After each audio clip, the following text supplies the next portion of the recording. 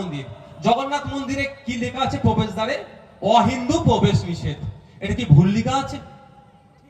আপনি যদি বলেন ধর্মনিরপেক্ষ রাষ্ট্র, তাহলে কি ভুল লেখা আছে নাকি? কোনো ভুল লেখা নেই, ঠিক লেখা আছে। আর্টিকেল 26 নম্বরকে সামনে রেখে সেটা লিখেছে, তাদের সম্পত্তি রক্ষণাবেক্ষণ থেকে শুরু করে সে রাখবে। শুধু এখানে নয়, আপনি চলে যাবেন, আমার কাছে ডকুমেন্টস আছে,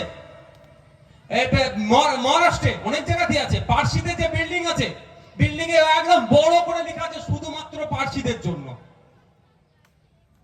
কি আইনে ভুল লেখা আছে? কারণ ওই আর্টিকেল 26 বা রিলিজিয়াস এন্ডোমেন্ট অ্যাক্ট 1863 কে সামনে রেখে। ওই উড়িষ্যা যে মন্দির আছে, ওই মন্দিরের দেখভাল থেকে শুরু করে যা কিছু হবে, অহিন্দু কেউ ওখানে কাজ দেখভাল করতে পারবে না, আইন। ঠিক একই ভাবে ওয়াকফ সম্পত্তিরও দেখভাল যে করবে সে মুসলিম হবে। এতদিন ছিল।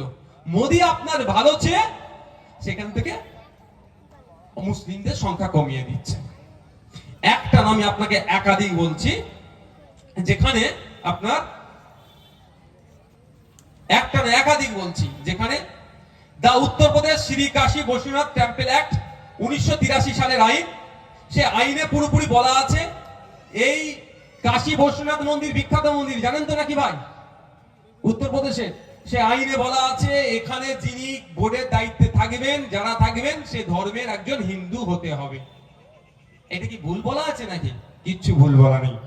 ঠিক একই ভাবে ওয়াকফের ক্ষেত্রেও ছিল, কিন্তু উত্তরপ্রদেশে কাশী বৈশ্বনাথ মন্দিরের আইনটা রেখে দিল, ওয়াকফের আইনটা পরিবর্তন করে দিল। এর বিরুদ্ধে আমরা সংবিধানের 26 নম্বর আর্টিকেলের আপনি বহির্ভূত কাজ করছেন, সংবিধানের 15 নম্বর আর্টিকেলের আপনি বাইরে কাজ করছেন, এর বিরুদ্ধে আমরা। শুধু তাই নয়, আপনাদের বলে রাখি, দা তামিলনাড়ু